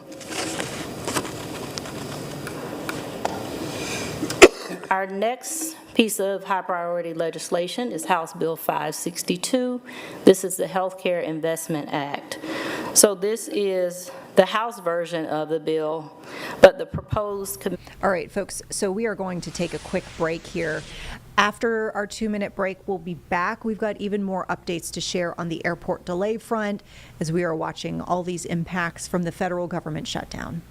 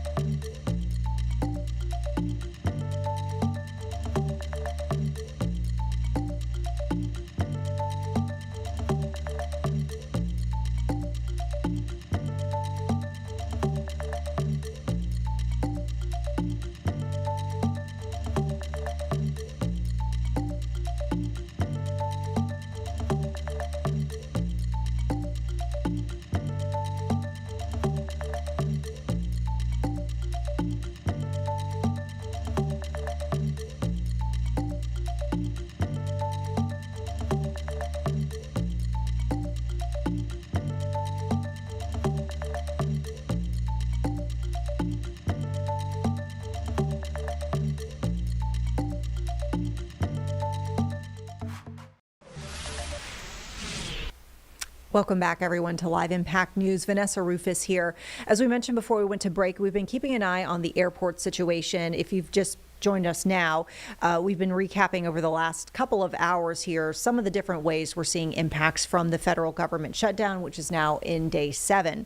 One of the impacts we've been watching particularly closely today, and we saw some hints of this as well last night, the air traffic controller shortage. So we're starting to see some staffing issues at different airports across the nation. Live look right now, Charlotte Douglas, where we don't have any concerns that we're seeing from a staffing perspective being reported, but we've had a couple of delays that we're seeing might be kind of ripple effects from other airports in different parts of the country dealing with specifically staffing related issues and delays. So that said, our James Brierton, our producer here on Live Impact, has been helping us keep an eye on kind of the new airports that are coming on this list and changes to the existing issues that we're seeing with some of the airports we've been following all night.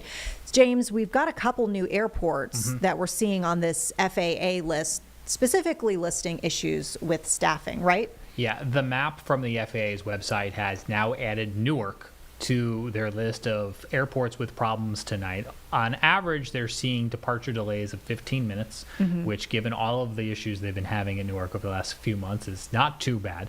But in terms of trends, we're continuing to see, with each passing update we're doing here on Live Impact News, more airports being added. We also do now have both Dallas and Dallas-Fort Worth airports, so Dallas Love Field and Dallas-Fort Worth, both seeing delays out of that area due to staffing. And the linchpin tonight, Vanessa, once again, has really been the Nashville airport, which until the top of the hour is expected to have a ground stop, which means that planes bound for that area might experience delays or not even depart. They also have a ground delay, which means that planes are late trying to get out of Nashville due to kind of the trickle down of all of this, upwards of 2 hours. There's 2 planes in particular right now I'm keeping an eye on. From Memphis to Charlotte, that plane is about 30 minutes late, and it's about to make its way on in. We also have an American Airlines flight heading over to Tennessee that's a few minutes behind.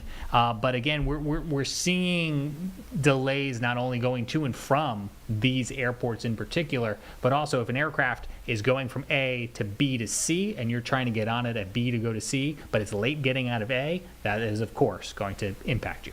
Yeah, and I mean, you mentioned this in our prior hours here of Live Impact, the fact that there are a couple different ways for these airports to handle the situation. And I talked about this before, but there was one situation where they basically kind of outsourced workers from another part of the state, and this was in California, because we were watching Hollywood Burbank around this time last night.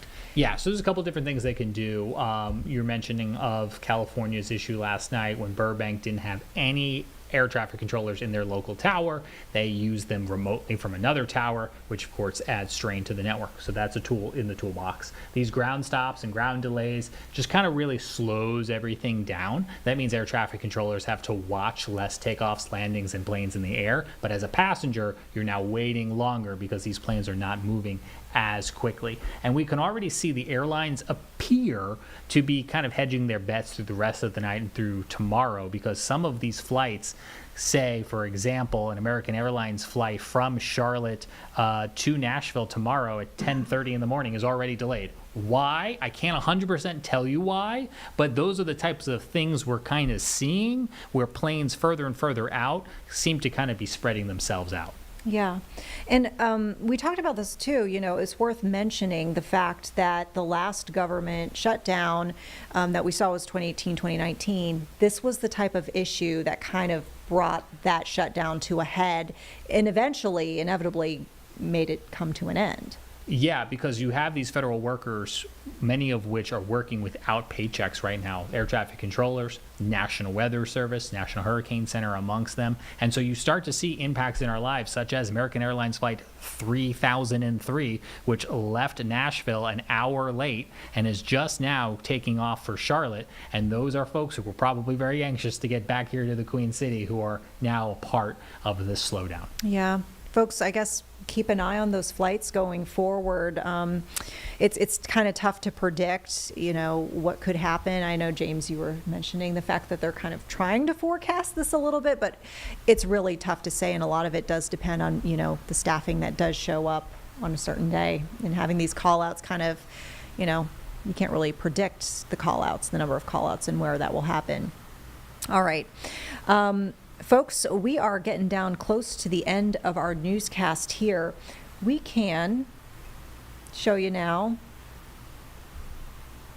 There we go. Mecklenburg County Commissioners meeting. We're going to pick up where we left off. Hospital and for the North Carolina Cares Health Clinics using funds from the ARPA temporary savings. The Senate did send this bill back to the House for concurrence, and it is currently sitting in the House Appropriations Committee. Moving on to Senate Bill 403, additional Medicaid funds and requirements. This is the Senate version